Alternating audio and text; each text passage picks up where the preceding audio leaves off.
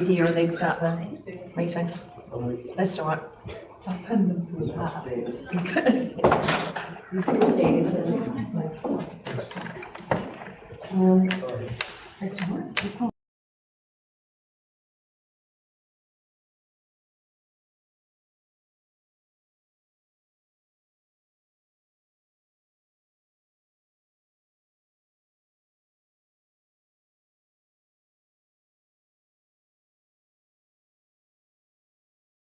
At 1 o'clock, I will declare the meeting open and welcome all council members, staff and members of the public watching via the live stream, along with Emma, our strategy advisor.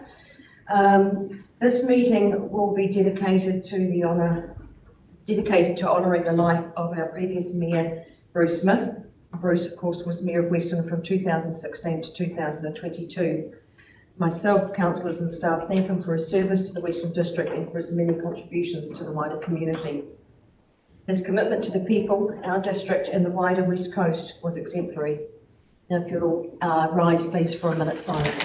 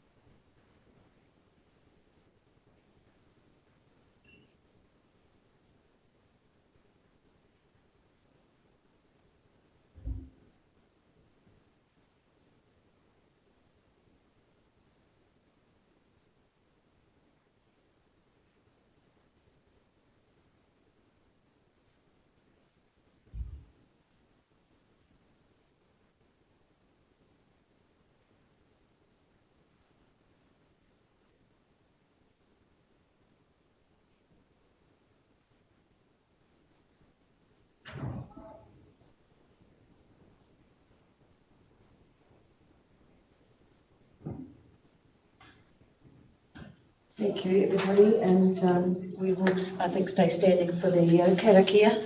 But before that, Councillor Neil and myself will.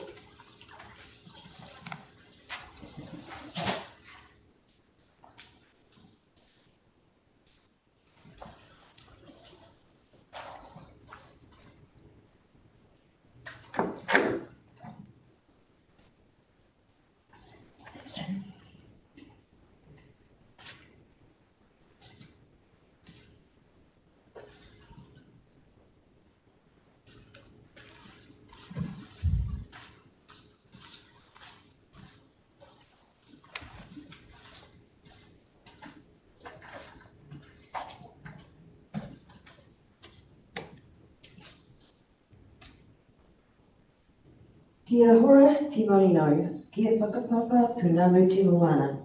E hurahai ngā tātou, e te rari nei, araha atu, araha mai, tātou i nei tātou katoa. Hui e, taiki e. Councillor Neil. May peace be widespread, may the sea be like greenstone, a pathway for us all this day. Give love, receive love. Let us show respect for each other, for one another, and bind us all together. Thank you. Thank you, everybody.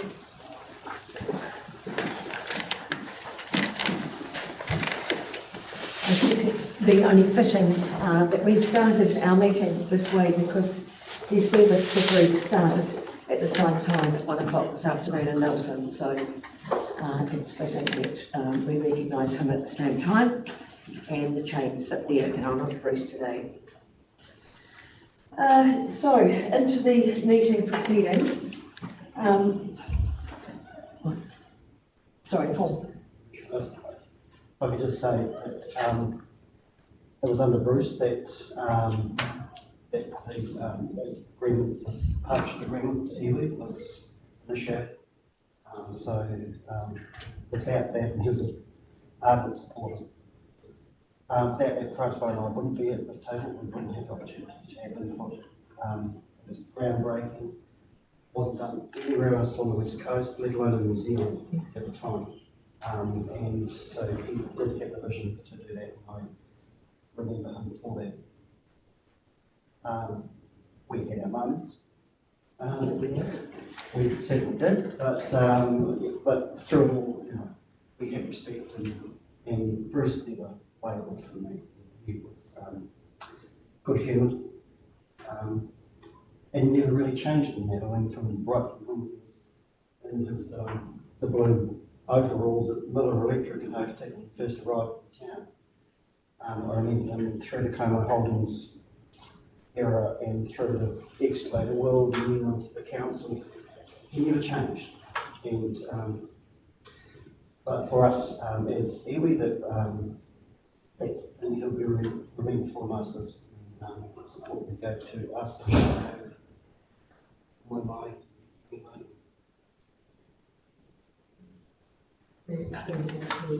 And of course, the roses that we all wear today are a recognition of what we have placed on ourselves when we take the oath to being councillors and representing council, and remembering being sworn in at that same original time as Bruce.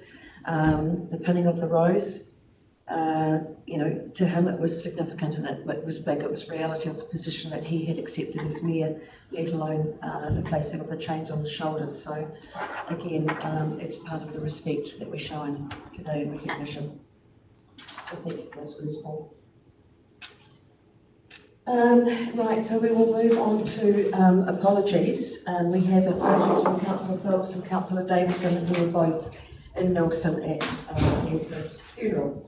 Can I remove it and second it, please? So thank you, Councillor Gass and Councillor Vernon. All in favour? Thank you very much. Declarations of interest have been circulated. Councillor Cassidy, I believe. Just noting a couple of changes on there. My employment changed late September and has changed again now, so I will have some updates on that as well as a couple of committees, so I'll make those changes with Penny now.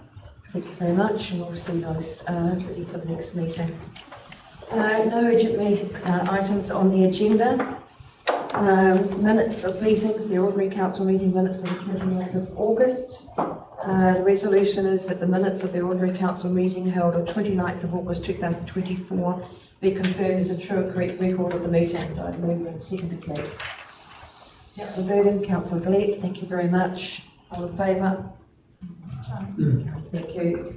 Action list, please. Acting Chief Executive, that's now to the floor, please. Thanks, Rob.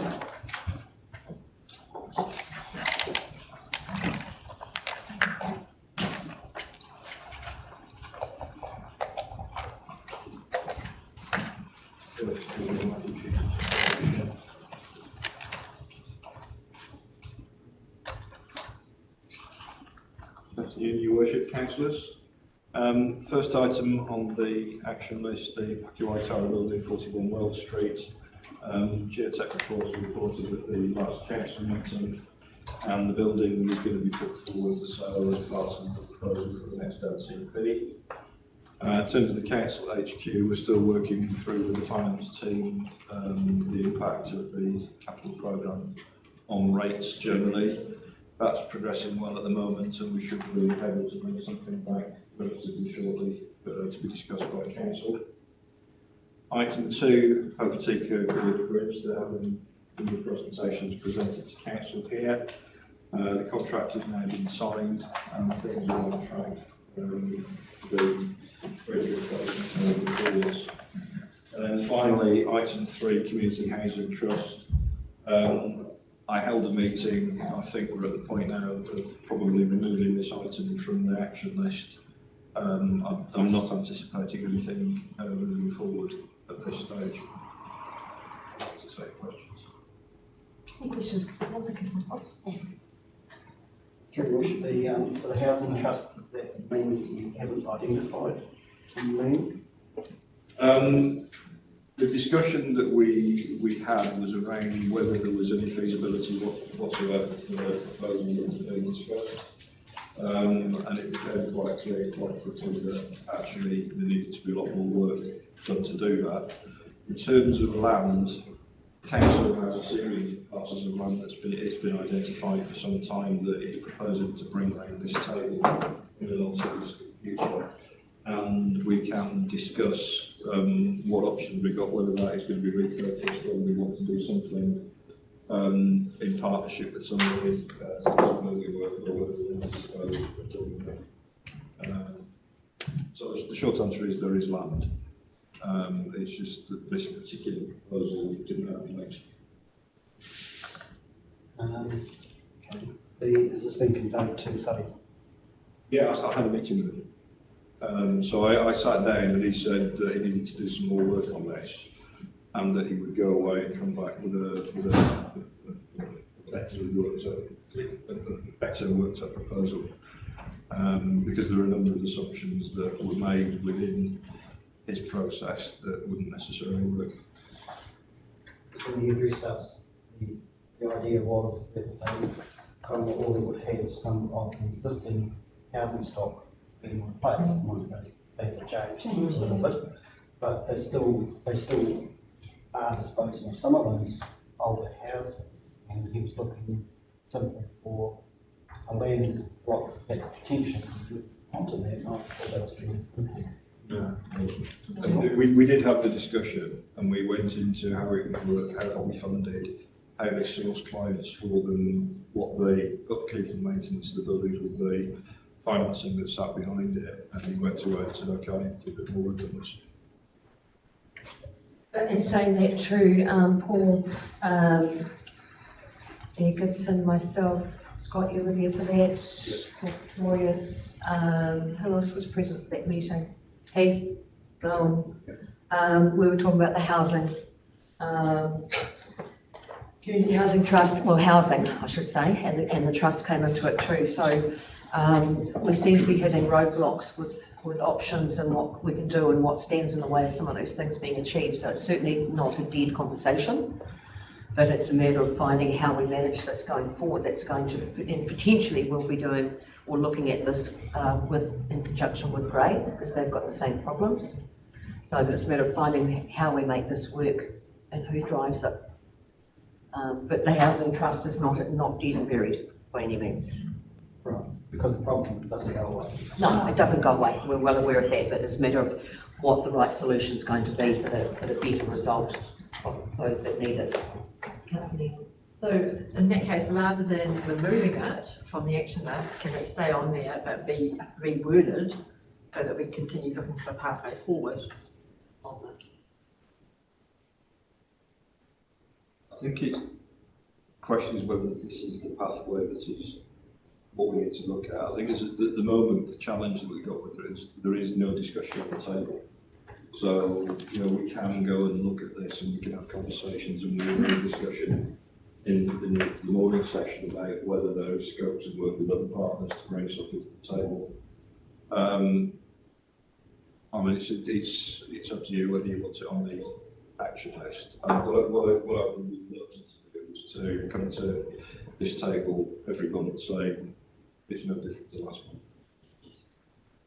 And the community, well, the housing and community housing and the trust are all a work in progress while we work through. Because the other side of it too, Paul, is that while we've got on there that they're looking for a second piece of land that council could provide, what they had omitted to actually take into consideration was the other costs that go with that, because there's consenting and there's everything else that needs to go with that. So then you've got to look at, do you waiver those charges? What do you do? How do you manage those? And how do you manage the ongoing costs, which is some of the gaps that were there as well. So there's quite a bit that has to be worked through with this. It's not a simple quick fix of there's a piece of land, you can put that house on it, and bang, we're in business. It's not quite as straightforward as that. So, and then also too, it's what sort of house you're putting and where you're putting it. We don't want anybody to be being shifted into an area where there's going to be angst about the level or quality of house that's going there too. So it's quite a big piece of work to work on, but we certainly are working on it. It's a serious situation that we've got to address, and we've got to get through it as quickly as we can to find an end result. The fact that you are working on it, looking at the different options and challenges, to me that means it needs to stay here so that we do keep getting an update, so it does keep moving along. Or can that just stay on the CS report? Because it's more a work program like This is not going to be something that's going to be resolved overnight. So if it stays on here in a varied format, there will probably be a number of meetings where the update will be, we've met, we spoke to somebody, there's some things we're exploring. But we're not going to have anything to bring to the table quickly. And certainly in the discussions that I was having with this one met, I was getting into, do people actually understand that when you create a community housing trust, what your obligations are through MSD, and where you take people off the waiting list and all sorts of things like that. And again, that wasn't something that people were fully familiar with.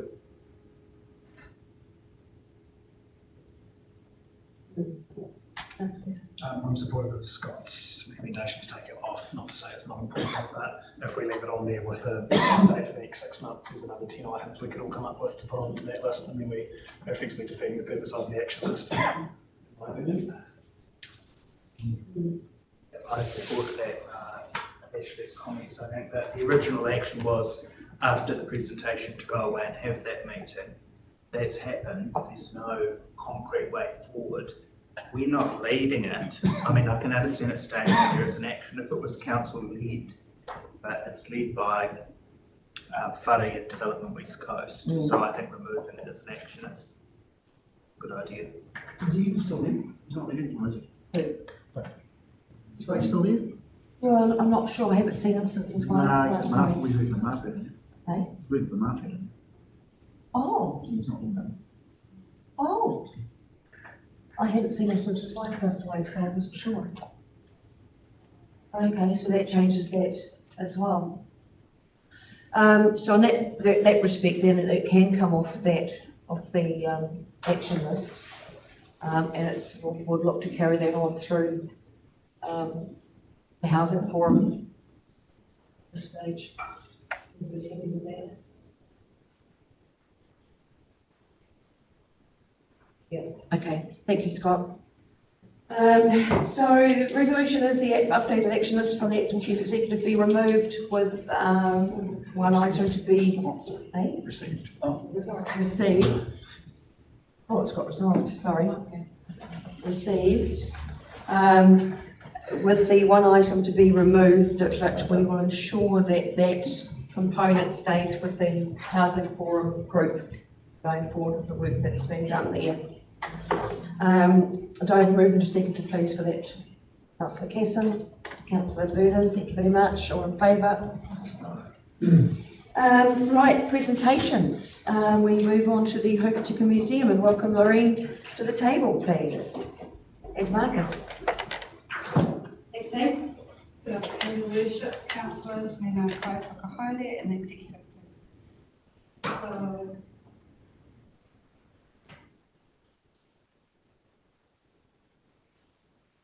here is the update of the Whakatūranga project, showing some of the key development milestones achieved as well as the upcoming planning and development.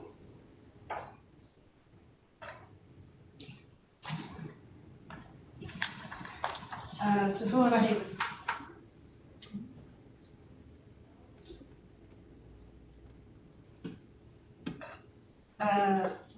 The plan, the Kura Pounamu exhibition will serve as a soft opening for the refurbished building and is designed for local dignitaries and the community.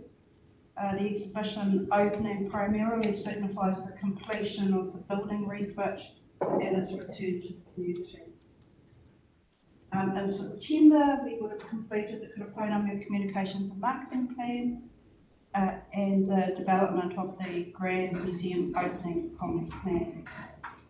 By October, the refreshed logo work will be completed and the permanent Mana Whenua exhibition and gallery design will also be completed with the Te Whakahautanga Fund communications plan.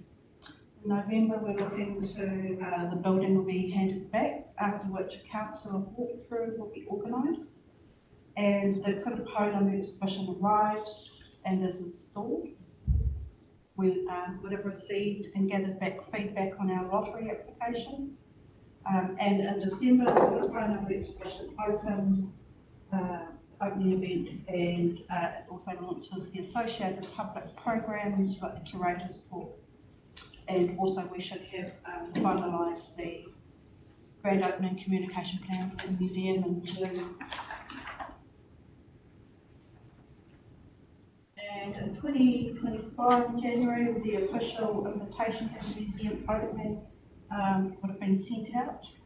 And we will also have the opportunity to do further lottery funding applications. By February, we will have the rest of the full gallery planning completed, as well as all of our lottery applications also completed. In March, the designs for the furniture, display cases, wall models and exhibition panels are completed and set for fabrication and printing. And by April, the construction of the permanent exhibitions begins, following the de-installation of Karaponamu. And also May, we're installing the exhibitions with the museum's grand opening planned for June, Matariki Safari.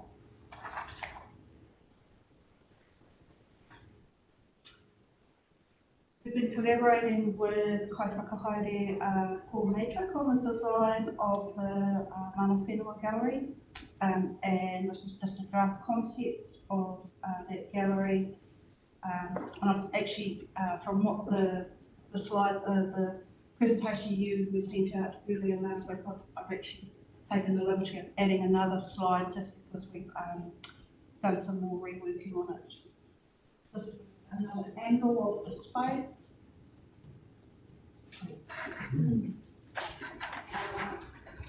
And then Kaiwhakahaere Matrix suggested we reproduce the land bed as a permanent placeholder and we'll probably go on the furthest wall. And so some of these designs are actually being workshopped and reworked as we go through them. And this is the latest look and feel of that space, just giving some coloration to the walls and removing what could be able to work out its provenance, proper provenance. So with the element of the Māori history that's in the museum, it will be a good segue into the Pounamu pathway with that more expanded history. We're not taking away from one with this. No, not through which they'll be complimentary. Yeah. Right.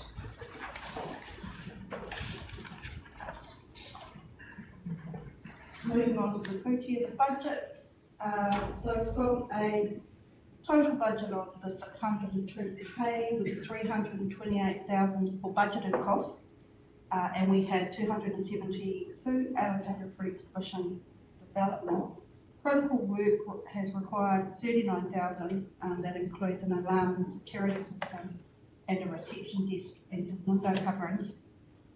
And 25K has been deducted for the Karaponamu exhibition, leaving 210,000 for the permanent exhibition fit out. And as images show, we're on budget to meet those requirements.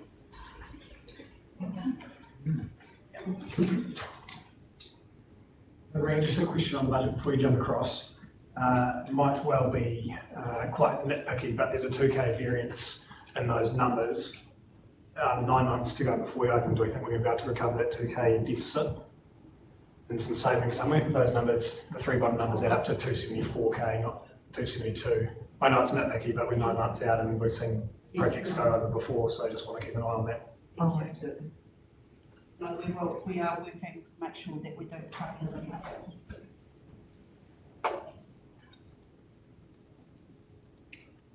And since Marcus's arrival, we've been working, being able to spend some time on sponsorship opportunities. And so we have got the fees and charges initially, so we're looking to increase the entry fee to the museum to $10 from $6, which is what's listed in the annual plan, and that's just to factor in the improvements to the building and the offering, and based on what a lot of our compatriots are doing around us. And then we also have the Kaitautoko, which is a sponsorship packaging deal that we are looking at. We have a platinum membership deal, a couple of high-level sponsors that we have 25k each, which would give them, which is our highest we get for, which would give them naming rights and some other high level opportunities for branding on our website and some of the printing work that we do. There's a second tier also that has some really good opportunities to work with the museum. We'll be approaching some of those people within shortly. And then there's the Te Whakahotanga Renewal Fund, which is aimed at individual philanthropists that looks to building a fund that would revolve and renew the temporary exhibition space, which is every 6 months. And we will we see that more as our local community. And that's what we have. Through your worship, Lorraine, this might be a question more for Scott, but 12 months ago we had a paper come to council about setting up a trust that was going to do fundraising for the museum and bring in all this money from people all around the country. I assume that trust doesn't exist or hasn't got off the ground. That was the Te Araha, wasn't it? So the short answer is I would need to come back with the details. To the best of my knowledge, no, it hasn't.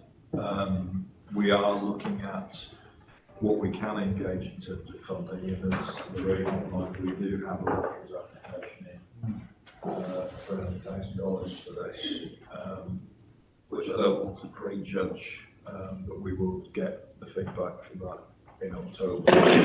And if we are successful, that will be part of the cost. We could go away and have a look again at the museum trust proposal. It's not something I just would have assumed that there was, I mean, it was all sitting there ready to go. I assume there would have been action on it immediately and nothing seems to have happened. I don't know whether it was actually sitting there ready to go. I think it was more a concept that hadn't grown. It's been introduced to the right parties' involvement. Yeah. I can have that discussion once with colleagues and come back to council with an answer.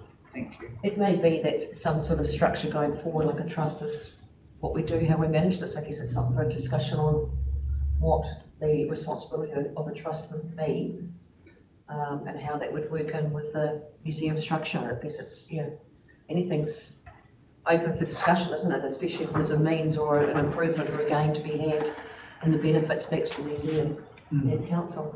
Councillor Casson?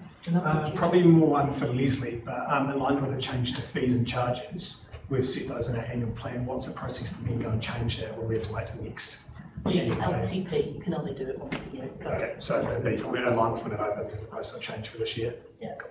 Thank you. Paul?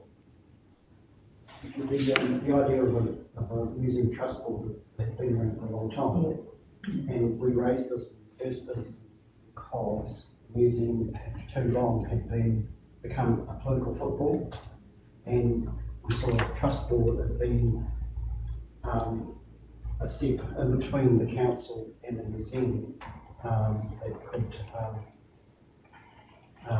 basically cut out the museum. And then Te Araha come up with the idea that trust board could be populated with all these highfalutin ones from up North Island, the rake in the dollars, and fundraisers, etc., and which went down badly because that's wasn't the purpose of the trust board. The trust board is still, in my view, needed to keep the museum at arm's length, basically, from the museum, so that it's not 3 years or whatever, you know, so it goes up and down, but it'll depend on who's sitting in the hot seat. And so I think come back to us with some ideas on the trust board. It's quite a simple thing. It's not, you don't have to reinvent the wheel. No. A lot of museums around the country have got these trust boards, and they're made up of local heritage people and iwi and those with most interest. But that's how they operate, and they have a very good purpose. No, David will comment. Councillor Burton? Just going forward in terms of looking at next June when the museum and the galleries reopen, what does the staffing look like? Are we looking at potentially needing extra staff or to man that, or are we looking at volunteers working in the space as been done before? Do you have much of an idea about what that'll look like? Yes, we feel that the Karapainamo exhibition is going to give us a really good idea of what we can do with current staff, and we're putting together a staffing brief to make sure that, that we have enough staff for how else we look to man our museum and the opening hours. It'd be great to see, in my opinion, some volunteers in that space. I think there's a huge interest, a huge group of people interested in the heritage, and even manning that place on weekends or things like that. Getting volunteers working with the council, I think, is the key to this. That's how it operated previously. Yes. And the other thing is too, when it's their passion, that on its own selves, I mean, they've got the narrative, they've got that passion behind it. And, it takes a long way as opposed to somebody that's just there with a 9-to-5 job, doesn't it? So, no, that's excellent. Cousin Neil? Just one other point, talking about people with lots of passion for it. Do you have bequests to the museum? And is that, that's a big fundraising way at the moment? We talked about it before, huge potential. There are passionate people in the community. To my knowledge, there isn't any current requests. I think it would be a really good pathway to look at, to set up and to start promoting. There's lots of great ideas there. I think further to that, Jan, that's probably something that if the trust was set up, Yes. that they could peel along Actually identify that as an and option. encourage that. Could I, sorry, Yes, could I Marcus. just a question though.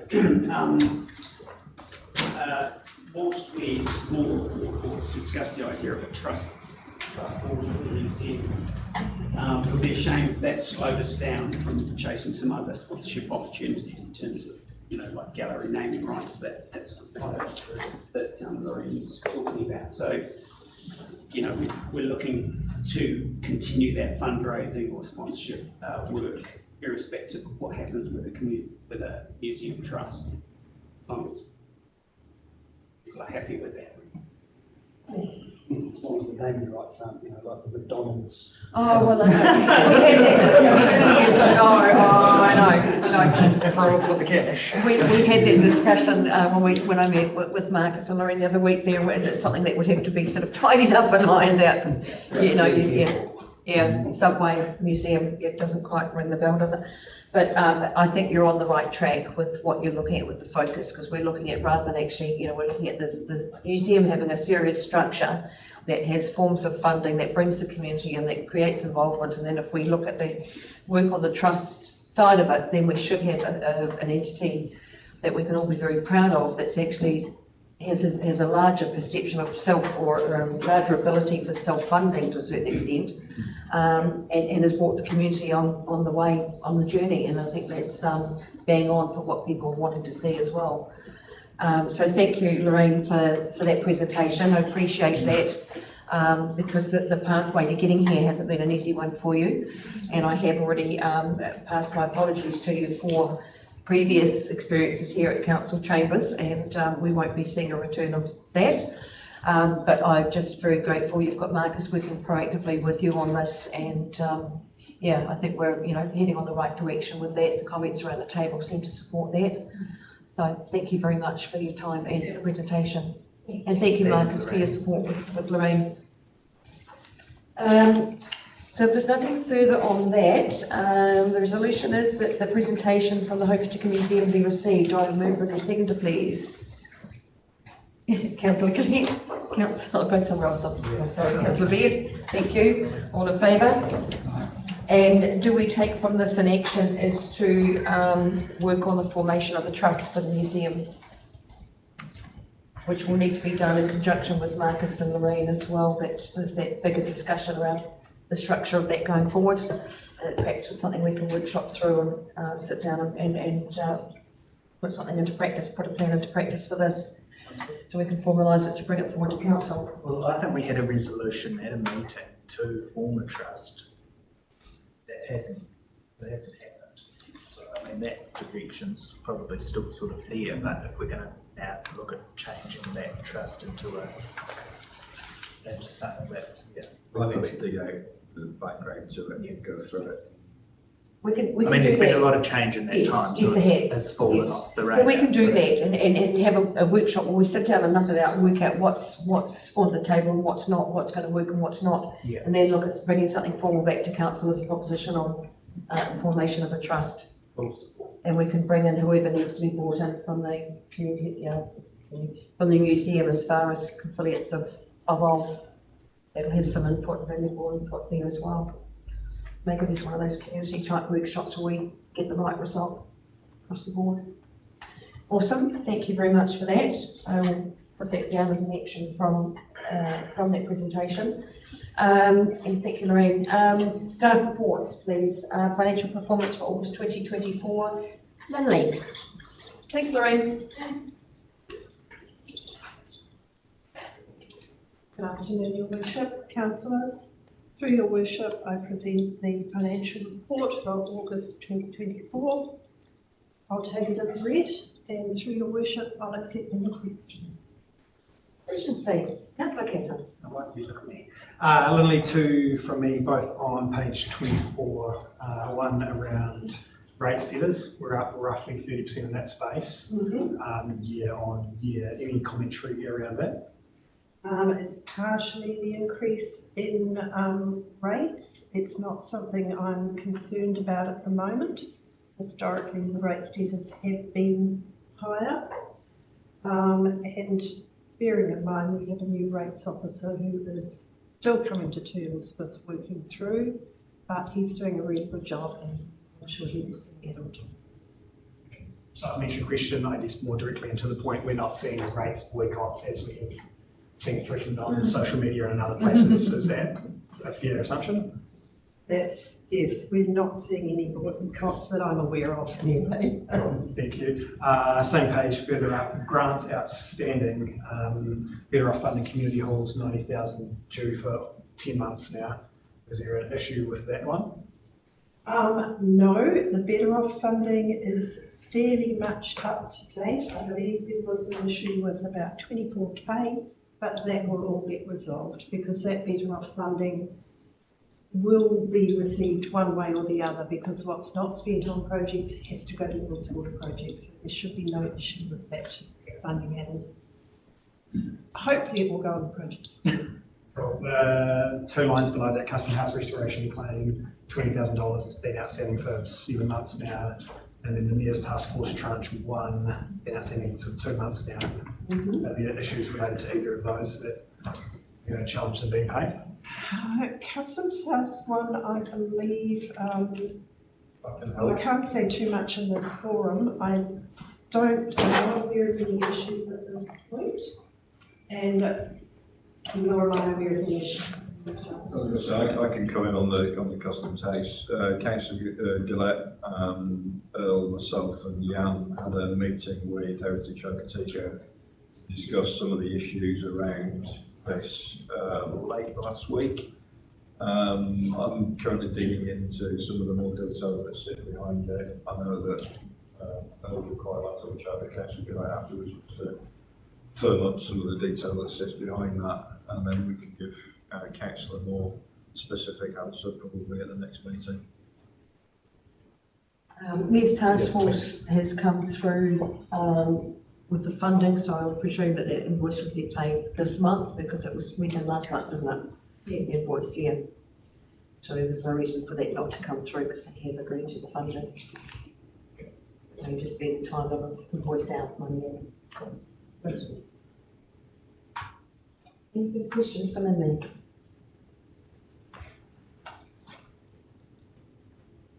None. Well, thank you, Lynley, for that. I move and second to please resolve that the financial performance report for 30th August 2024 be received. Moved Councillor Casson, seconded Councillor Collette. Thank you very much. All in favour? All right, thank you very much. Thanks very much, Lynley, for that. Thank you. Brilliant.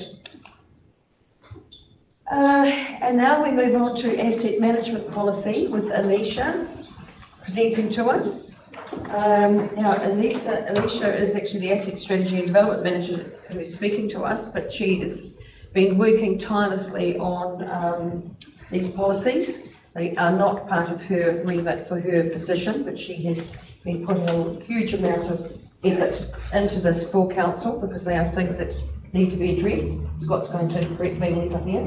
It's the Freedom Camping one that's not hers. Yes, sorry. It's something that has been. But she's been working tirelessly on these. So we thank her very much for that. So please also be mindful too with that when it comes to, in particular, the Freedom Camping one, that she has been doing us a service by putting it together. So please be mindful if you've got a challenge or question or put some curly things to it. It is. The floor is all yours, Alicia, with support of Earl. Thank you. Good afternoon, everyone. For this asset management policy, I would like to take my report as read and ask the chair if there's any questions.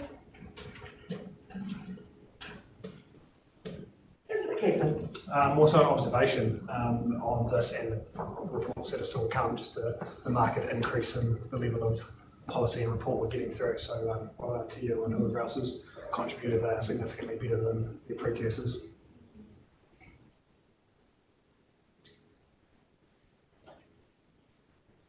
Your Worship, so asset management planning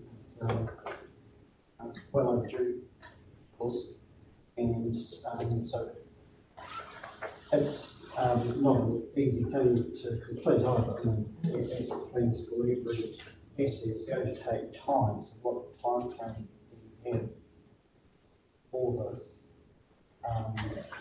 And is it prioritised? Given that if we had up-to-date asset management plans for the likes of the Hokitika Bridge, the Totara Bridge, the Ross swimming pool, we wouldn't have had the debacle that we face with each of them. Correct, and we can't spend time painting on what should have been and hasn't been, but the main thing is now is that the pathway paid going forward is correct and is going to serve the purpose it should be serving council and the ratepayers. But my question, Your Worship, was what's the time frame for that, and are we prioritising of the assets? Yep, Alicia's Yeah, through the chair. So we do asset management planning every time we do an LTP, so that's every 3 years. And so we generally revise and rewrite this policy every 3 years, so it just gives us new objectives and also says what asset management maturity we're aiming for. So that's why we're doing it now, because the LTP is upcoming. But just still in answer to Paul's question, is he's saying basically with the asset register, have we got all those assets recorded on the register and where they sit as far as their lifespan, their work requirements? So we have got that now, but we haven't had it in the past so much? I think you could say we are always working to continuously improve that. And yeah, we're in the middle of a process of migrating all the assets from one asset system to another, which will help us also improve that as well. Yeah, very political response.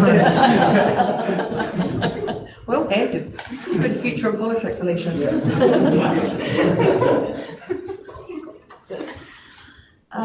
Any further questions on the asset management policy? Councillor Beard. It's not a question, I'd just like to say I know that they have been working very, very hard at this project. Then, yeah. Guys, everything the team. Yeah. Yeah, I hope they're included on the asset policy, register for staff. So is everybody happy that we, move that the report be received and that council adopts the asset management policy? Everybody quite happy for that? Move councillor Baird. Second. Councillor Neal, thank you very much. All in favour? Carried. Thank you very much. That's one down. There are no amendments to be made, which was point 3 from that. The procurement policy. Alicia? Yep, so I'll just give you a brief overview of the main changes in procurement, because that's quite important. It is listed in the report as well. So we've changed the threshold for procurement methods. So that is just because, like you pointed out before, the thresholds have changed of how expensive things are in the market these days. Also, we've included procurement plans for moderate, significant and major expenditure. That's just good practice, good industry practice. Included short form agreements for physical and professional works. That just makes it easier for council to go out and engage with consultants and construction companies. We have also included additional information on procurement documentation and put in there an option for a pre-approved contractor list if that's what we'd like to do in the future. So we don't have to do that, but that gives us an option to have that.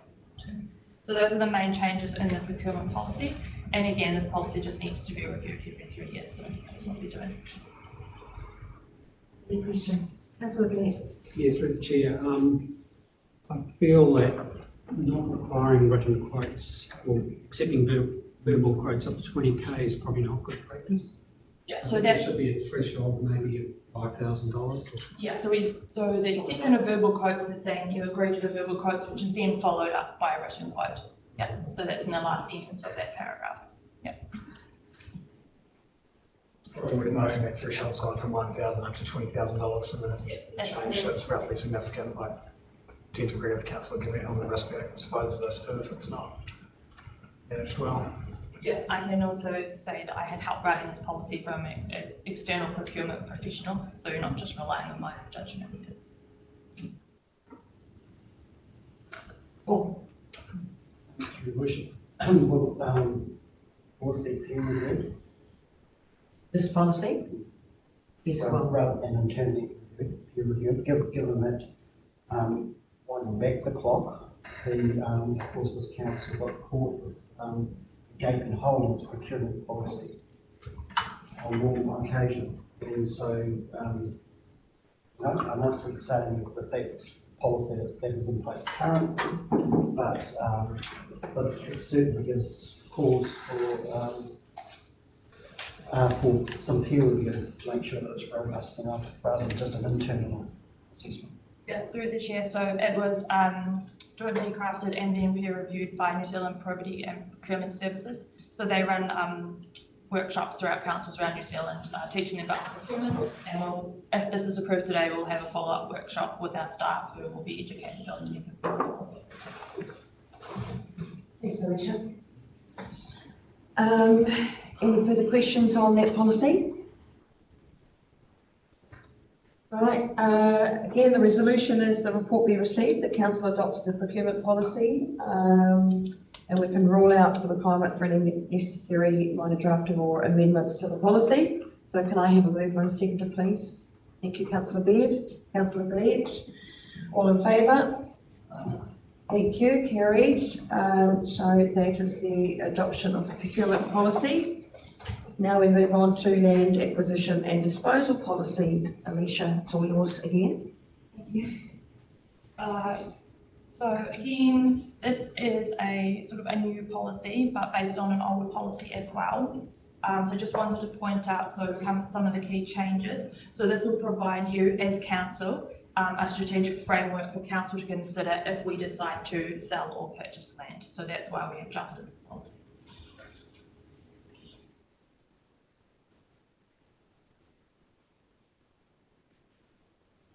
I'm just going to add to that is that council has made it clear that it wishes to see us take a view on our strategic assets, and particularly around land. And the view that we took that if we were going to do that, that there needed to be a basis that stands up to scrutiny on which that could be done.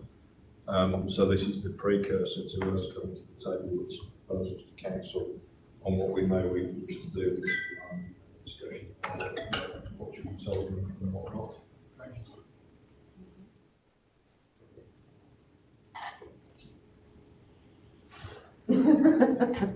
Sorry. Sign language down the table. Thank you, Scott. Right, everybody understand that? Not sure, Scott.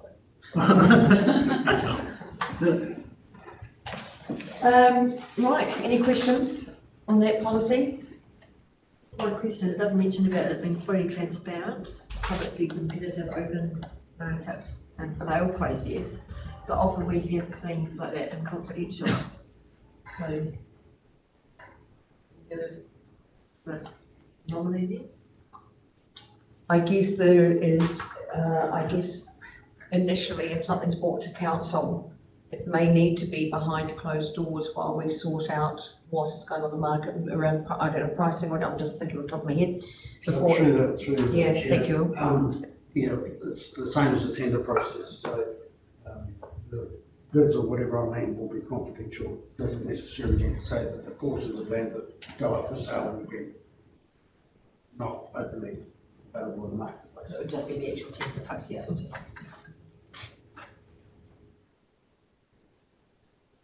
Councillor Pearson. The dollar values and triggers in there are similar to our CCO process, so I shouldn't have to make any changes to those CCO policies. Looking at you probably more so on this one, Leslie. You know, policy? As far as like assets or land or purchase or in line with that, isn't it? It will technically fit into that. But we would, That'd be our process. any land that they hold, we have to bring back.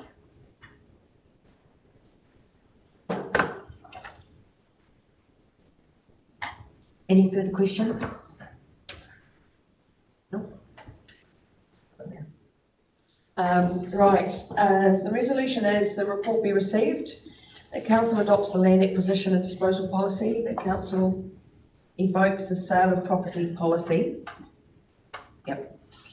And that the CE can make any necessary minor drafting or presentation amendments to the policy before final publishing, which has been the same to all of those policies. But presuming they're in draft, I'm presuming that this has been done already, that they've been presented to us for acceptance. Yes, thank you. So I'll keep that out. So, right, I need to move and receive the please the report to be received, and that we adopt the land acquisition and disposal policy, and that we revoke the sale of property policy. Councillor Casson, Councillor Burden, all in favour? Carried, thank you very much. And finally, the Responsible Freedom Campaign bylaw, please, Alicia. Thank you. So again, through the chair, we have drafted a freedom campaign bylaw. It is important to note that further legislation from central government, we have to permit freedom campaigns within our local area unless we prohibit or restrict it by a local bylaw or any other enactment. In the council report, point 2.4, I pointed out the different ways that we can enforce freedom camping. That gives us options. Our staff recommendation is that we would write a bylaw. We've had a bylaw in the past. As council, we're required to do a desktop assessment. So we have to look at all our council land parcels and choose at the halls and reserves and give them like quantities of scores about where freedom camping could take place based on some criteria. So that's what we've done. We cannot prohibit freedom camping across the whole district. That's been challenged before by the NZCDMA. We can decide if we limit it to only self-contained vehicles or not. We also can limit the hours, number of parking spaces and where the sites are located. And through the special consultative procedure, which will start tomorrow potentially, if this report on bylaw is accepted, then we have 1 month consultation where anyone can submit on this. And we're also able to amend this proposal today before it goes out tomorrow, so it doesn't have to go exactly without that process. Thank you, Alicia. I have a question. So with the bylaw, we need the bylaw to be able to enforce infringements, correct? Yep. The bylaw gives us the right to move people on. And the bylaw gives us the right, does it give us the right to advise the community of their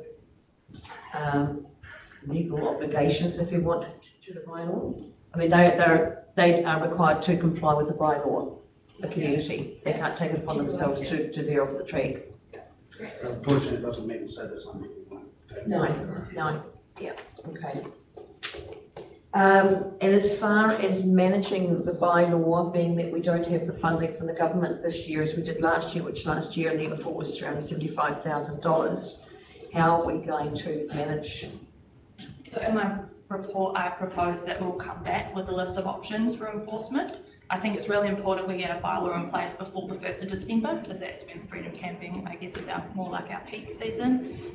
So the regulatory department is working on a number of options and costings for enforcement of that bylaw. If you choose to do no enforcement, i.e. you don't choose to have someone to go and tell people to move them on, we still have the opportunity to do education, put up signs, all of that sort of stuff under our bylaw. But we would rather have enforcement. Yes, yeah. And enforcement that we actually follow through with. So maybe we missed that flip last year. Paul? Thank you, Your Worship. So, it does seem like someone realised all of a sudden that our past policy has expired. The summer season is upon us. We better act quickly and get something in place, and so we end up with a desktop, as described, exercise, which is an attempt, but I mean, it's, I don't think this is fit to go out for public submissions yet. I think it needs to have some serious rethink on it. Firstly, getting on to the enforcement matters. Of course, even the new government legislation like freedom of camping, it's about as watertight as a sieve. But when these, we can put on a $400 fine for transgressions, but as we know from past experience, how many of these get paid? Overall. And when's the last time you heard of anyone that got stopped at the border when they were leaving New Zealand because they haven't paid the Western District Council parking fine? That's, you know, and there's no ability in here to enforce it in a long region with, you know, sparsely populated. There's no, as you mentioned, Your Worship, there's no funding this time to pay people to move them along or make sure they're complying or whatever. So it's rather toothless. And then when you look at the policy that's proposed here, it does seem to me like it's been couched more towards let's enable these freedom camping bludgers rather than let's look after this country and people who live here. It's more about them than it is about us. And why, for instance, should we be providing for campers outside the Casquare toilets, right across the road from motels that pay for very hefty toilet pan taxes? They pay all the rates, they pay all the toilet pans and everything, and across the road with these bludgers, they're getting a free ride.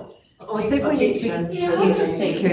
Yes, I think Councillor Paul, you need to refrain from that terminology. It's disrespectful because you are, I think, merging in the self-contained camper vans that predominantly are responsible campers versus the backpacking ones that aren't. So I think some respect needs to be adhered to here how we phrase our descriptions.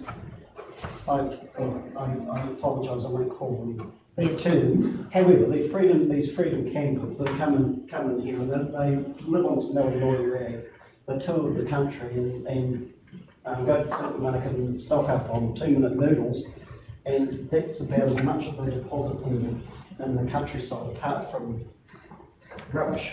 I have a laundromat, they do use the laundromat, and they're not all bludgers, and No, not all, not all. no, and they, But- but- well, you've got all levels of people.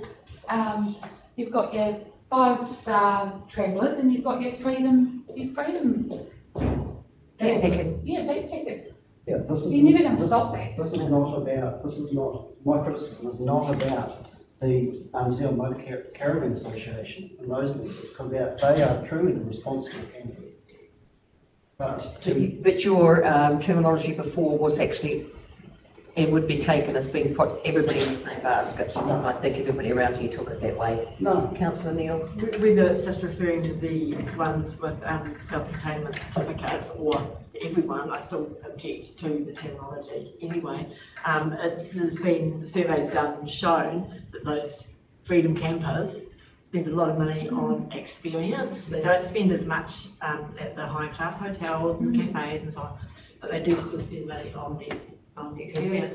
And as to looking after the country, we're worried about them maybe occasionally leaving a bit of litter behind. I'd actually say pretty confidently that most litter that's around the place is done by Kiwis, not by the freedom campers. And yet, we're quite happy promoting and encouraging mining. Now, there's a bit of irony We're off here. track. Yeah, Councillor. No, excuse me, we're not actually. Yeah. If we're going to use the state that they're not looking after the country, and they could throw that back at us as well, so we need to be consistent in the way we do it. I think the bylaw, yeah, it only gives us teeth, and maybe the teeth aren't strong if we do enforce it as well, but it's probably the best way forward at this point.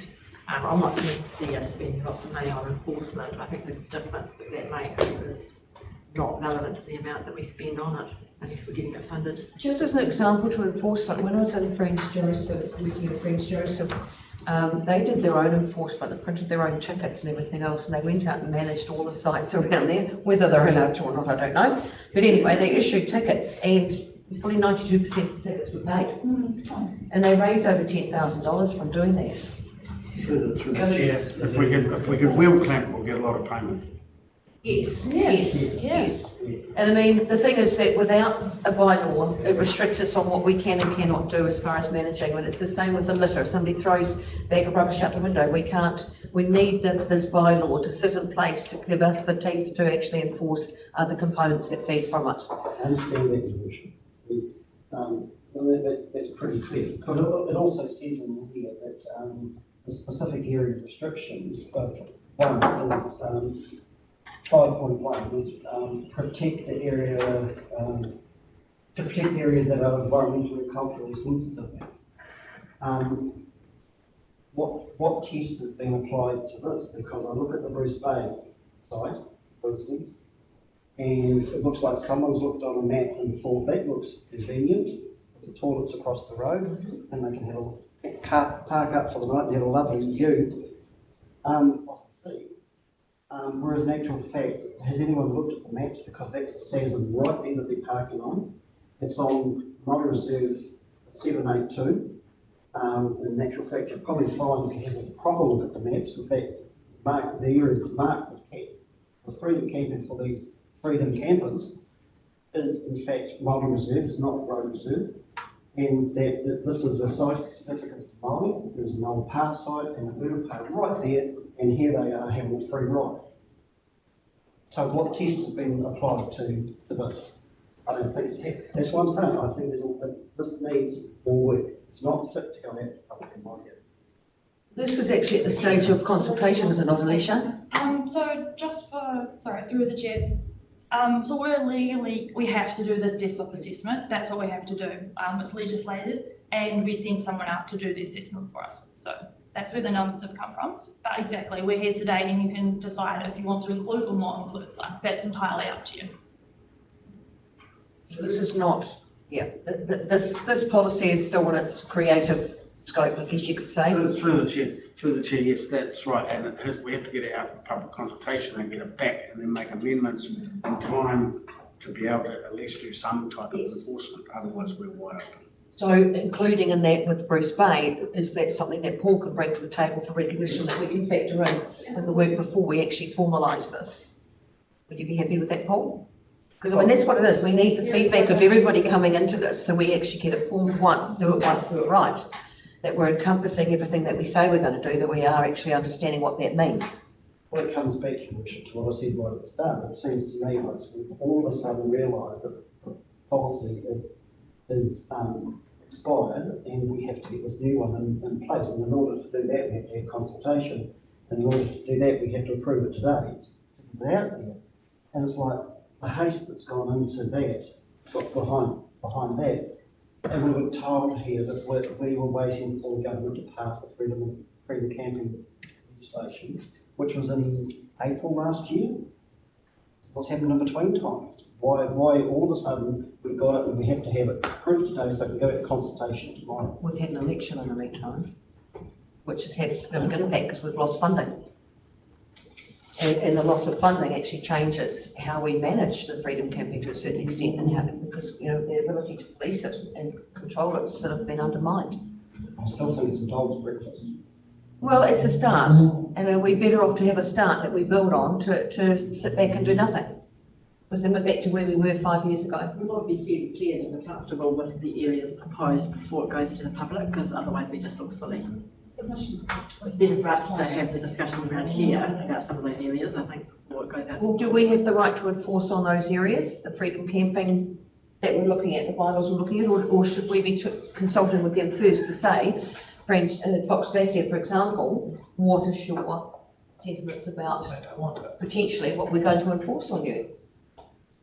Which way do we go? Through the chair, this is more about enforcing where they can't. Yes, yes.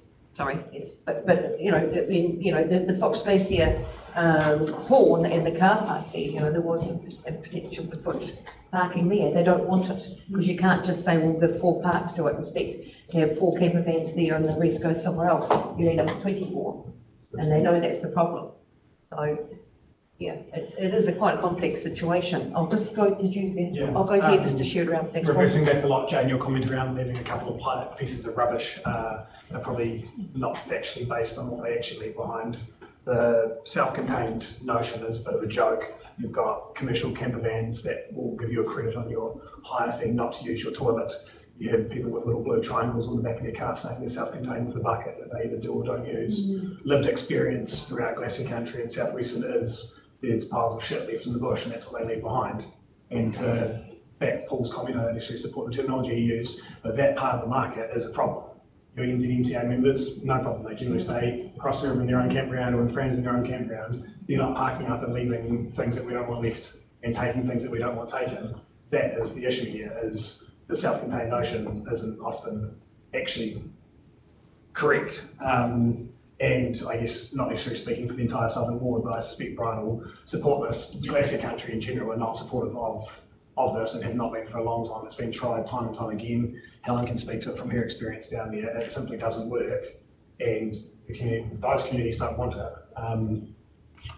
Nice to see that some communities do, but as you've identified in your report and acting like manager, and great if those communities want it, then kudos to them and they can manage it the way they want to manage it in line with our bylaw, but there's communities that don't and will never want it, and I think we need to respect that as well. And acknowledge the fact that actually they leave a bit more rubbish behind. So in the way that we can't just put a blanket ban on freedom camping, as you referred to, like legally we can't, can we do it completely for South Western, or is that still pretty much a blanket ban? We can do that. That's what we want. That's what we need to probably consult on, is those pieces though to get, I can't speak on behalf of the 1,000 people that live down there, or a couple thousand people that live down there, but the people I have spoken to in the industry itself doesn't want it at all down there. So that's... Was being, is Jen said? No, and he runs that whole camping area there with the daughters. Potential business. So if there's a commercial piece there, then different. It's different. I saw use the terminology. Yeah, Paul's terminology.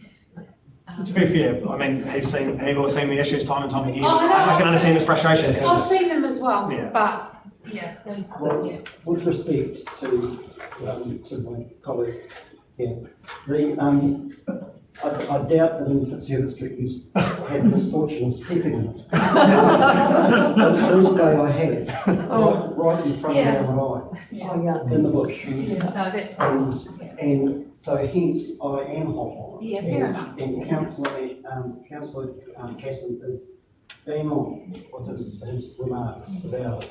So I make no apology apart from my terminology. I've heard the big worse, don't you? And I'm sure at Fox Glacier, for instance, it's, you know, these areas where they're allowed to park and restricted areas, etc. What about Kopeka or Te Waka? You know, it's a magnet now for tourists. They'll go there and they'll just park up because there's absolutely no restrictions on it. That's what I'm saying. And that area will be defecated This by, needs to be reworded. decimated by defecation. Yes. Yeah. Just through the chair, like Harry, 8 parts, it's quite a burden on a small town, especially when it's a motor camp just up the road. Yes. And the beach road, it's just not freedom camps anymore, it's Maui camping things. These people got money, they would pay if they had to, but they jumped in here, they get it for nothing. Yeah. And it's the same in Fox as far as the community centre goes, and, you know, 4 parks there, there's camping grounds right next door. That should be, you know, it's where they want, if they want to park, go and park there and pay somebody that's invested in creating business for it, and show that support and that respect that way. We got it wrong on the onset of, you know, how we managed this when we first started it off many years ago as a country. and we were all, it was out of control. Pretty close, it wasn't. And we were going to reset and do better post COVID, but we haven't. No. So where do we go with this? Sorry, Scott. I was going to ask, is the issue of contention who's on the list? Or is the issue of contention totality of the report?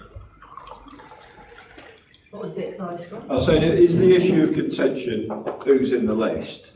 Or is it the totality of the report? Because the who's in the list bit can be addressed relatively quickly by going, take that one out, take that one out, take that one out. Through wish, it's, from my perspective, it's more that of ones that have been identified. And for instance, I don't see why there should be any places where they should be able to camp up and have a ticket. Sunset Point, Beachfront, Castleware Tours, why? When we've got 2 camping grounds here. It's just, it defies logic to me. So, sorry, through the chair, is there any value in just having a short piece of time now to go, these ones we think are okay, these ones we're not, because bearing in mind it's still subject to consultation, and the issue is if the community comes back and goes, I actually don't agree with us being taken out, can we have loads of them please, you can put them back in again. So, because if it's not the report per se, but it is actually just the areas that have been picked, we can probably work through that quite quickly. Well, I'm not sure we can, through wish, I'm not sure we can do it right now. It's a bit of an ask, really. I mean, wouldn't it be better for those, you know, all the councils and the boards to go away and think about, you know, have a look at the ones that are proposed. There's, you know, I don't think we can close every gap. So, today. if we were to, because I'm going back to the time, sorry, I'm talking over you. The timeline for this, and yes, there is a good clarity about trying to do it before summer and making sure that we don't get caught with people turning up that we're not expecting. But if, for argument's sake, a month would do it, is it worthwhile giving people time to have a discussion about it and to bring this back in a month's time, for example? Yes. That's agreed. Chair, so under the legislation, what level of freedom camping are we compelled to provide? Through the chair, so we are compelled to provide some areas for self-contained in our district. Could we not just ban freedom camping and to comply with the Act, allocate a few camping areas that we deem as acceptable and leave it at that? Those camping And then we've satisfied the... And that's what Scott's saying, you can go through the list, you can cross out ones you don't want, you can keep some, but you have to keep some. Yeah, I think there's that list of specific area places, restrictions on freedom in specific areas. I mean, they're so broad, aren't they? You know, when you've got the areas. There should be within a certain radius of any formal campsite or camping ground, they shouldn't be, we shouldn't be providing. Yes, I agree, within a certain providing distance. a free campsite for them in the middle of town. I mean, here we've got Okarito in here for prohibiting freedom camping, and there's a campground there.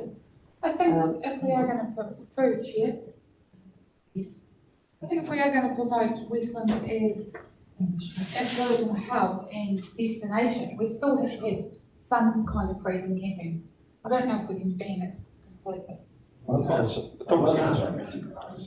If you've got, So there's some, two communities already We're identified into as it, they're I'd into love it. to, I'd love to. If those communities are into it and Paringa, by all cords of being ones there, there's three communities that potentially do want it. If they want it, is that not simply enough?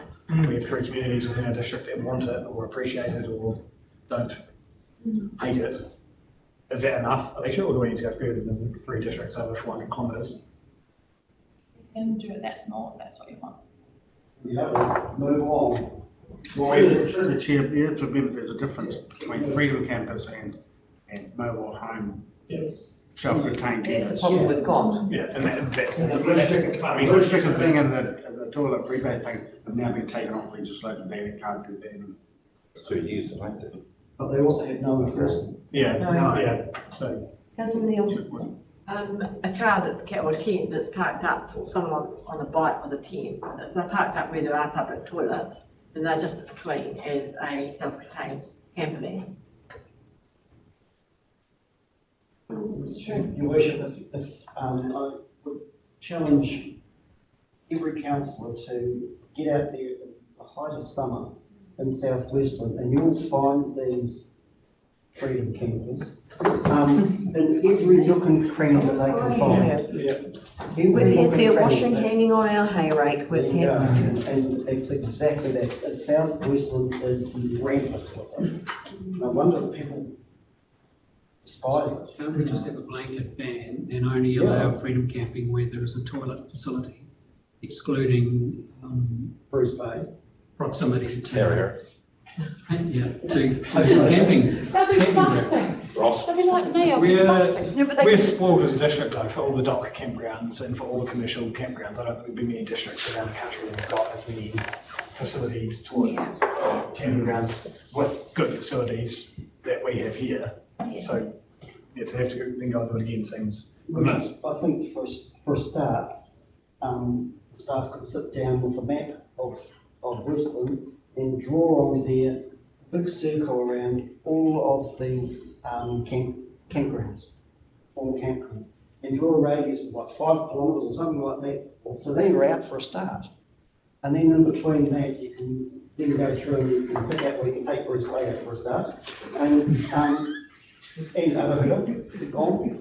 There's no need for them parking. And Prince Joseph's gone, Haas gone. and so, yeah. And you'll soon get down to a really list that might only be a few that satisfies our legislative requirement. So, okay, if we Through the chair, what that does do, of course, is drive people into parking illegally and doing everything illegally, and then we've got no recourse unless we get a major amount of enforcement to get behind it to move on. So it's a bit of a catch-22, really. Are we not going to have that issue anyway in peak tourism if we're predicting numbers better than we had pre-COVID? If we're allowing 4 outside the front of here and 10 here and 8 there, I can guarantee you we're going to have more than 20 people in front of the district every. Yeah, it's probably. So it's going to happen anyway, and the greater piece there is the lack of money being given to do the enforcement, which we have had benefit of for the last few years. Yes. So we've got to, again, it's an issue Westland isn't facing alone, the country's facing, and we're not being supported to deal with this. We're a tourist location, and unfortunately. And we need the money to support us to look after our place, otherwise it won't be a place we want to go. But that's good luck getting it out of Wellington, or the IBL, or all these other things that take money that could help us with these things. The camping grounds that provide really good facilities will still be full. Yes. So I don't think they should need to be by us being in or doing anything else. It's a bit more though, isn't it, when you've got a Maui type camper parked up over the fence on a free car park outside a community hall, when they could be over the fence paying to park up within their campground. And it's not big fees either. No. So it's a hard one, because I mean, the other side of it too, for a lot of people that have got the campgrounds, is that they continue faced with people in freedom camping vans, sneaking in at night time, having showers and doing their laundry. I go back to my definition. Yeah, sorry. Do not ask, encourage, thank you, Brian. I've had a lot of freedom camping. I've never gone to the toilet outside my car. I've never gone and bludged a shower off a camping ground or a swimming pool or anything like that. So I think you're Not a real freedom camper.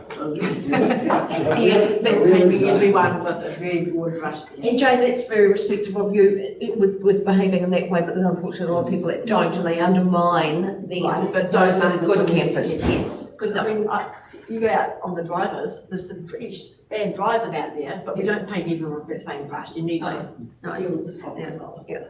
Councillor Beard.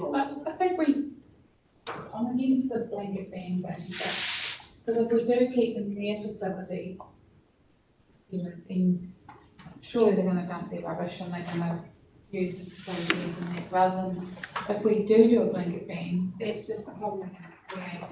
They're gonna do it anyway, or they're gonna create a problem or something. They have been for the last I know. 20 plus I years. know, but. And they're allowed to park up if they're really tired, aren't they? But we can't create a blanket ban. We have to allow some freedom camping. Yes. That's the law. Yeah. Right. So what about a blanket ban With a couple of pots. Yeah. located near toilets, ideally? Okay. Oh, right. All I was going to say is, if the mood of council generally is that we don't really want freedom camping, but we know we've got to, would it be better if we brought back something that said, if we have to, these are the places where you could probably do it, and everywhere else you go, maybe not. I'm just trying to think of the way through this.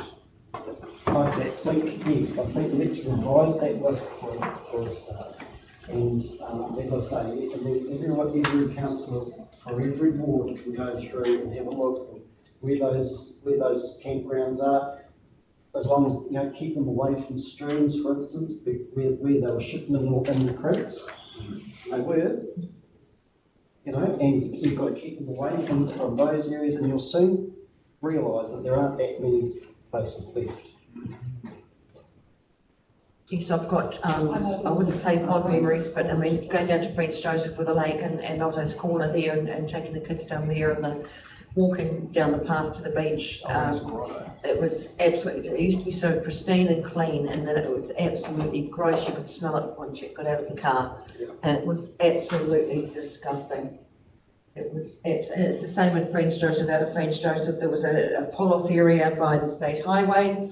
I think there was 10 vehicles allocated to be parked in there. They ended up with about 27, squashed into the extent where the ones that parked right in the front, if they wanted to get out early, they couldn't because they were squashed in. And the defecation that happened around here was absolutely disgusting. It was revolting. So, we don't want to be encouraging that, but we also need to ensure that we can manage it, I guess, because I bet you they wouldn't like it too much if we did that in their own backyards. Yeah, well, you have, but with enough toilets to supply that need. If they're camping, they need to have the facility and use them, yes. So that's also a discussion that I'll take back to Minister Ducey for tourism regarding that $50, because I believe that $50 bond on not using their toilets in the campers was supposed to have been revoked. I'll go back and get an answer on that one, because that he had assured me that that was being managed. So then that was going to be taken off the cards. I am still chasing Wellington for, and I'm not the only one, as far as funding from the government towards freedom camping situation. As much as they did say there was nothing in the pot, they've stopped saying that now. So I presume that they're thinking about whether they can squeeze something up from somewhere to put them towards managing it again. So I'll keep on that. But in the interim of that, where are we going with this policy? Are we bringing it back so that we take out and just look at 2 or 3 places from between one end and the other of Western? Yeah, if you want to do that, that's fine, but you'll need to tell me what places you want. Yeah. Unable. And you'll need that now to take out for consultation, won't you? No. No. This consultation, then we might get other suggestions back in. Okay, so can we change it and put, these are the places that could potentially be taken out, these are the places that could be potentially in, but we are wanting your feedback on acceptability to this, rather than say, these are, these aren't? I prefer Scott's suggestion, which was that we take it off the agenda, basically, and pull apart that list and bring that list back, and then. Through the chair, there's no additional information I can bring it to you to make this decision, so that's fine, but I don't have any other information, so. So we could, I mean, we lose a month, but we could take it away, have a discussion, take some soundings, come back with a proposal based on that. I think just through the chair, looking at that list, there's some sites there that have existed for a long time that work well, like the Woodstock Domain. My family owned property next door. Never had a problem. I drive past at 8 o'clock every morning. It's always spotlessly clean. Up to 15 vehicles. There's a toilet. So that site has worked for years. Never been a problem. I've never seen it a mess, overloaded, anything. And I think the local community do quite well at it. This is a fundraiser. They have a donation box there, and the campers are expected to make a donation. And I think it's supported that community and doing a lot of work out here. So that one works. I'm sure there's a few more potentially to do. So which ones don't work? Can we identify which ones don't work and take them off the list? Brian, Kekapitani, does it work or not? That has problems. Well, it was pretty well staffed last year, and So it's not going to be staffed this year. that's a disaster. So the Kamara one is predominantly, the community centre supported that, don't they? Because it's all in that domain area, where there's toilets, where there's a shelter. And that's another one that works well. Yes. What about Milltown? Who knows? I don't know. But, Your Worship, I mean, it's all very well saying, well, this works, that doesn't work. The Kamara Domain works well because by the toilets that No, the community support it. Yeah. I mean, and that's true. So, I mean, those ones obviously would be in there. But what about Cafetier Dam, for instance? They go in the park out there, there's nothing there. And there's nothing in this policy that stops them. They've got free rein away they go. There's a toilet there. And without enforcement, there's one toilet. still gonna do it. 2 toilets.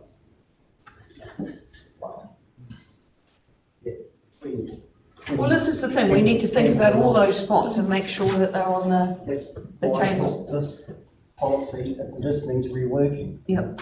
You can't do Well, it. then who's going to decide which sites work and who doesn't? Yes. What is Alicia going to do for us? Well, the public, when it goes out to public consultation, but I mean, before it goes out to public consultation, you can't put out this thing here because it's a joke. And the Freedom Campaign officer, if you're saying like say about cafeteria, the Freedom Campaign officer, is he going to be, or her, going to be at cafeteria every, no. So they're not going to be anywhere. I mean, they're not going to It's stop. like the parking board, there's no enforcement, so. But these are just every time, they can't park.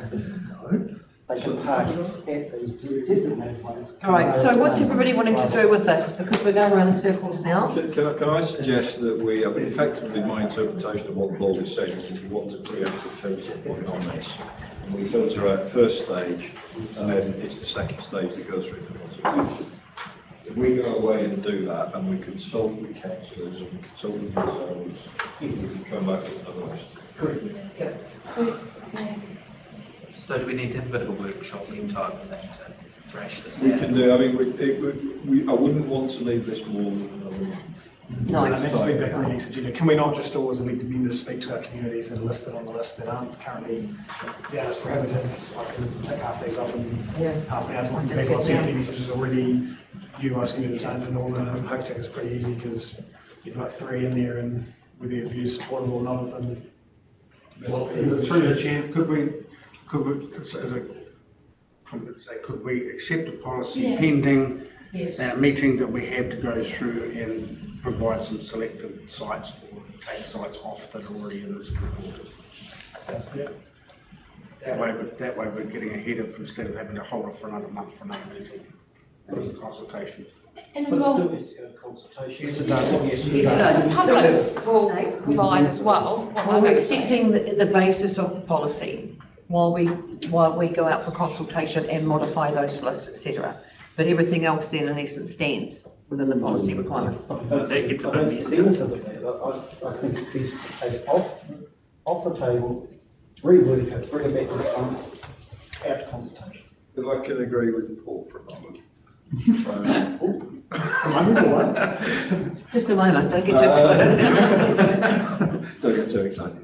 I think if you put a document out without stuff in it, people are going to go, what's in it? The people will want to see what you're talking about. I think I can understand why we want to do it, but I'm not sure I want to do it. If that makes sense. Sorry. If I can give clarification on page 99, 7.1a, the freedom camping must only take place in a certified self-contained or non-self-contained vehicle. So we put options at the sites of whether you have to be certified self-contained or non-self-contained, so people can sleep in their cars basically without being certified to have a toilet. Okay, so it has to be read in conjunction with the other parts. The bylaw is quite complicated, you have to read all the bylaws of course to understand the process. Through your worship, so they have those where you could sleep in just your unself-contained car would be sites that had toilets. And 7.1b, it says, it refers to two 30-day periods. I think the second, which says a 30-day period, you see where it needs to stay within the same 30-day period, just to make sense.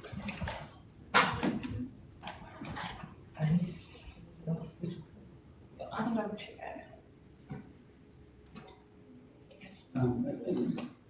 Yeah, another area that is rife with freedom campers, Hunts Beach.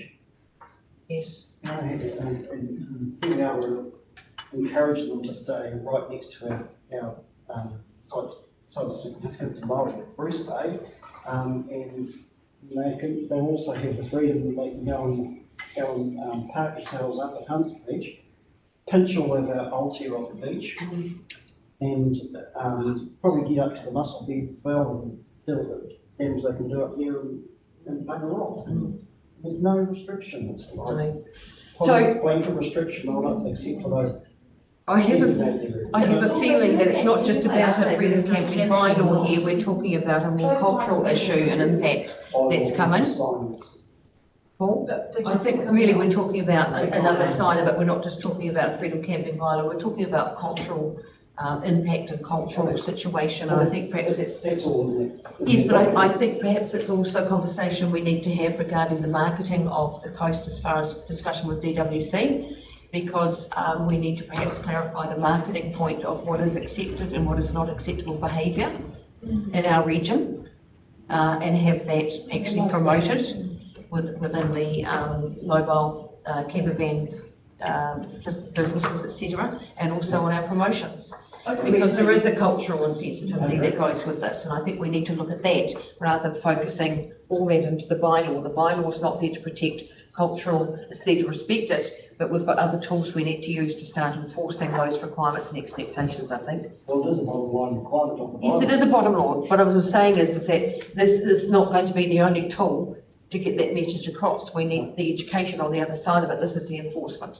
It's hard to enforce without educating as well. Because we don't want to just throw, I mean, I understand exactly what you're saying, we don't want developers coast going out there and throwing out the welcome mat to everyone, because then on the premise that every single tourist is a good tourist, because I am. Like we used to have a huge problem with the Kiwi experience buses. It wasn't freedom camper, but coming down and going to the Muscle Bed, and it just became part of their tour. And they went to the Kiwi experience. We did get change, but yeah, it's a hard one to enforce, isn't it? Scott? I was just going to say thank you everybody for what has been quite helpful discussion and quite a passionate discussion. I'm quite prepared to take it away from them, bring it back, talk to people in the meantime, pick up particular issues moving forward. I'd just like to put it on the record that Alicia stepped into this voluntarily. It's not within her role, but her and the team put a lot of work into it. I'm pleased that people don't have a fundamental problem with the document, that the issue is more around the areas and I think that's remediable. I'm having trouble with my teeth today. So, you know, that's really much more to add to that. It shows our country that's giving stuff away for free. Yeah. And we're being legislated to do it again. And you may think from hearing the conversation, Alicia, you may think of other things too that could be valuable regarding these discussion points. So very happy to have those, you know, that feedback from you as well. Because what's important, obviously, everybody here is that we get this right. The repercussions of not getting it right are quite exceptional. So For the chair of the council workshop. yes, yes. So we'll get something out to everybody in the next couple of days as far as sorting out a time and date that's going to work for that, and get on to that. And we'll have maps, etc., and have those communications if everybody can get out to their communities and have those conversations and bring that back to the table. That would be great. And if there's anything else, any other information you've got that sit behind us that could be advantageous to us, that'd be great too. So as far as that goes, we will receive the report, as a report, and then move that we take this back to a workshop before it comes back to council in the October council meeting. Yep. Is everybody happy with that? Can I have a move or second, please, that we receive the report and that we call a workshop to work this out before we bring it back to council for the October council meeting? Councillor Bird, Councillor Glenn, thank you very much. All in favour? Gary. Thank you. Thank you very much, Alicia. That's brilliant. That's excellent. Thanks, Alicia.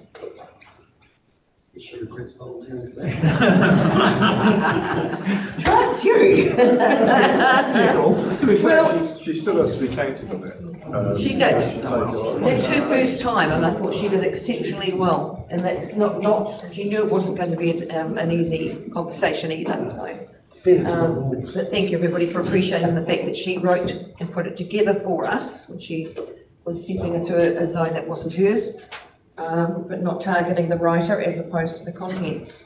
Yeah, she has put it on there. Yes, she has. Right, now we move on to Euphemia Brown Bequest Fund to Leslie, please. Good afternoon, councillors. I'll take the report as read and answer any questions. I would rather see it at 1,500 per annum, just so that it doesn't drop down so much. And I'd rather see 1,500 per annum as a grant rather than 2,000, just to make it last longer. Councillor Casey. How come it hasn't been used for the last 9 or 10 years?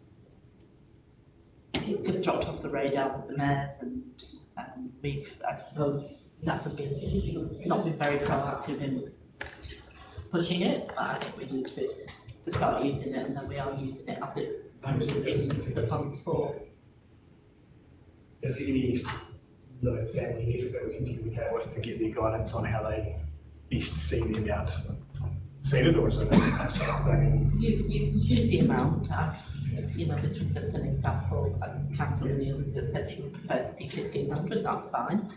And the amount that whatever you do use it for is at the mayor's discretion. That's what the fund clearly stated. So it's not a fund per year. How much it is at the mayor's discretion.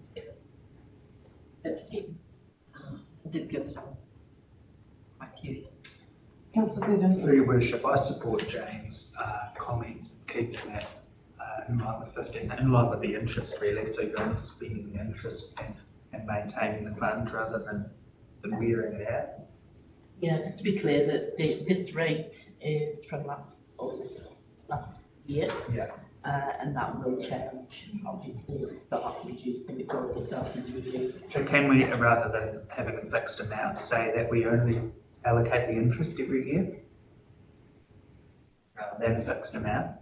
that an option, whatever the interest might be? Well, you can do, but if we get as low as we did previously, before COVID, then, or after COVID, then. But we that's end up with just not a lot of money that's going just the in. nature of it, isn't it? Yeah, but I mean, when you look at it from 2000, the council I've given you is 20 years, and there's still half the fund in there, or nearly half the fund in there. So, and at 1,500, that would be less. It's the 2.2 that clarifies what they want to go towards. I will mean you don't know, you're not a specific remit happening around Christmas time, because mine's there, but I still must be going against what was the statement done around without seeking family approval, but if there's nothing in there. $1,500 what you're saying, so it sustains itself longer. It's a known quantity each year then, subject to the vagaries of the interest market. So being that it's at the discretion of the mayor on where it gets spent and by whom, I presume that we still need to come back to council. Yeah, you can, once you've made a decision on this, it's up to you then what it doesn't need to come back to council. You can actually do that. You can. It'd be nice. Okay. Yes, oh, absolutely, Jane, absolutely agree with that. I have had a request from somebody that actually does a lot of their meals for a lot of folk when they are ill or incapacitated, and I have been asked if there's any sort of funding that we could contribute towards that, which I think is actually quite a respectful thing to do. I've actually done a lot of research on that person and what they do, what they cover, and they are using their own, and that they do not have the income themselves to actually do it. I think so too. I think it's actually something that it really lines up nicely with it. And it would be quite a nice gesture to do, because apparently they've been doing this for quite some time, caring for a lot of the elderly in the community when they're ill or incapacitated and can't look after themselves, by creating meals and taking them to them. Maybe a good media release, if you are going to do that at the same time, and ask for community contributions. Yes, true. Yeah. Yes, good idea. Yep. Yep.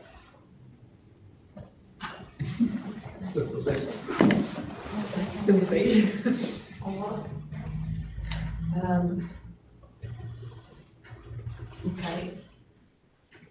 So sentiment is to drop, is it universal around the table, drop it down to $1,500 instead of $2?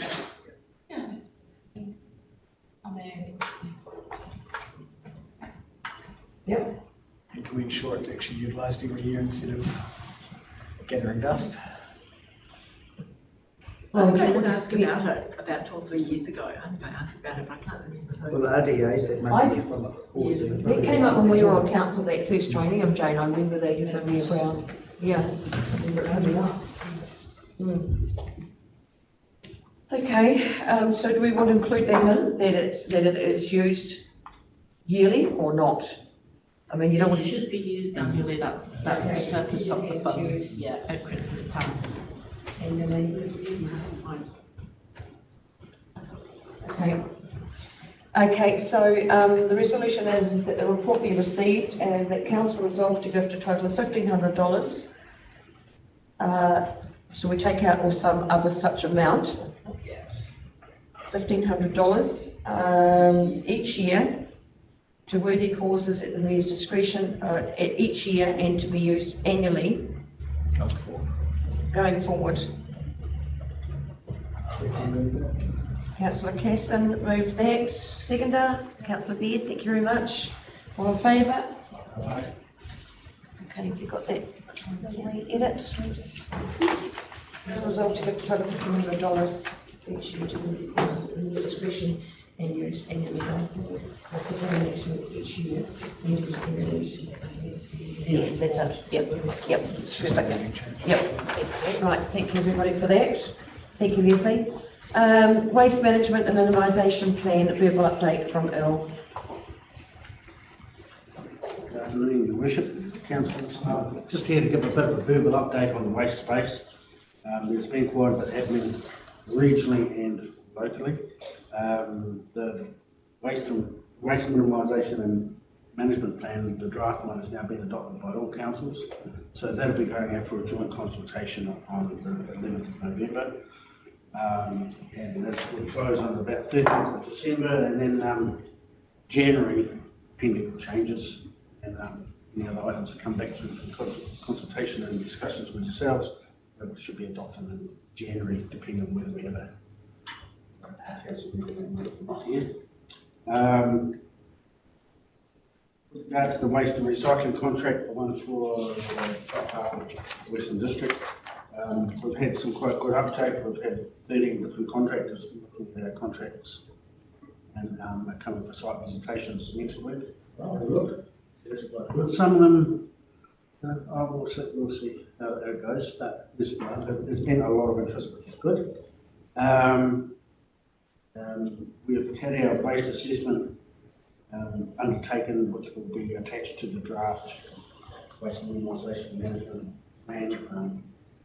Once it goes out of consultation, what councillors would like that separately, I can supply it to you. It's actually quite interesting. Some of the information is rather dated because it's taken off one item that Buller did in about 2015 to 2017. We haven't undertaken that yet ourselves, though we will be under the new contract. But it does actually let you know that tourism, which I found quite interesting, actually tourism contributes about 27% of our waste into landfill. So it's nearly a third comes in and gets, and I would think it would be actually slightly higher than that. I think that's about right. That's worked out on the amount of about 2 kilos per person per day.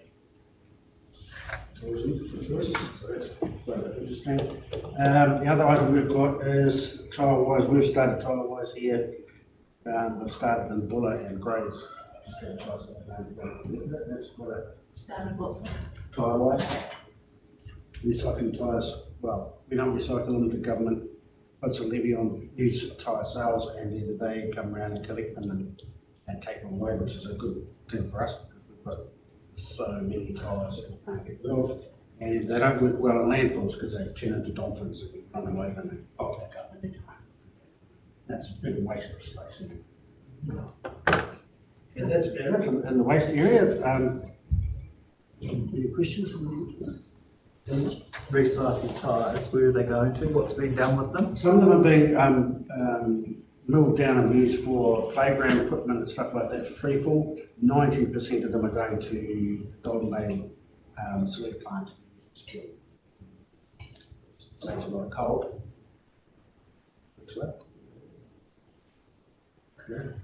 Put good scrubbers on, you can hardly tell they're running for those plants. Any other questions? No further questions? I guess, what's happening in education wise to the tourism industry about reducing? Yeah, we've the difficulty we've got at the moment is where waste levy contributions. We're not quite sure exactly what government's going to do with them. They've increased 300-fold in the last 3 years, and they're going up $5 a tonne for waste levy contributions every year for the next 3 years. But they haven't actually explained to us how they're going to put it back into the we don't know. I mean, we do educational work with trees and Tomorrow Trust Education in Schools. The government hasn't said that they're going to give us any more money to community.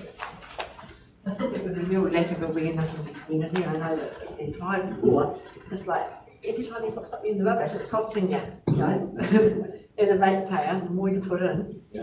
But because it's not directly used paid, you're like, oh, well, you know.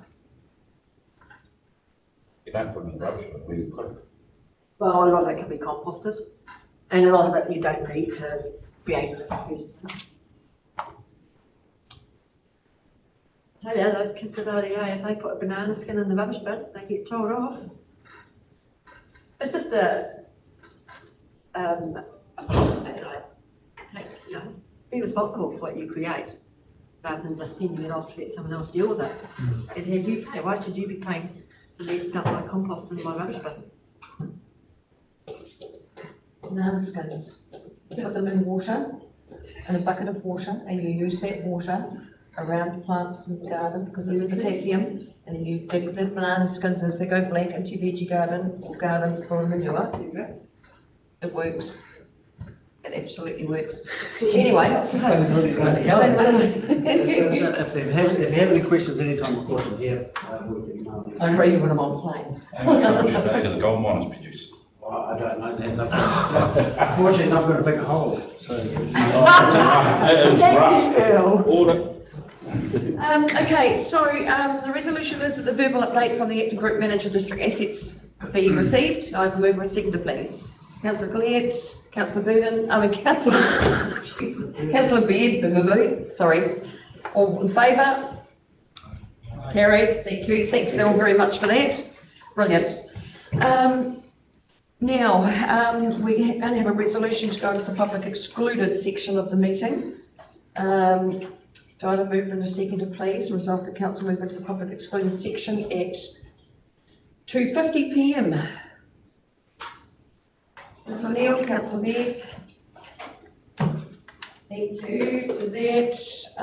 Right, we'll adjourn for 2 minutes while we reinstate